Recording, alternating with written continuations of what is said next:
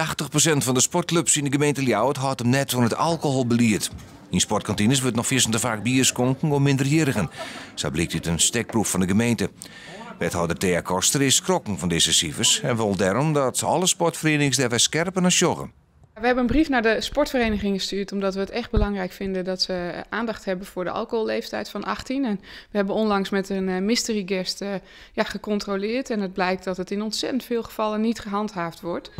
Voorzitter Siets Rinks van voetbalvereniging LAC Frisia in Ljouwert is bot verrast dat de meeste sportclubs vrij uit alcohol schenken aan jeugd onder de 18.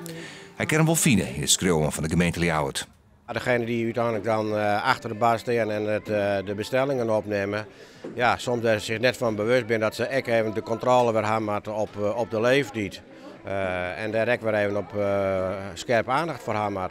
En ik denk dat dat er de laatste tijd wel wat delzaken is al bij iedereen. En dan is zo'n brief, denk ik, om het weer even goed onder de aandacht te krijgen bij iedereen, denk ik heel erg goed. Bij overtreding van het alcoholbeleid zal de gemeente Ljouwert flinke boetes uitdelen.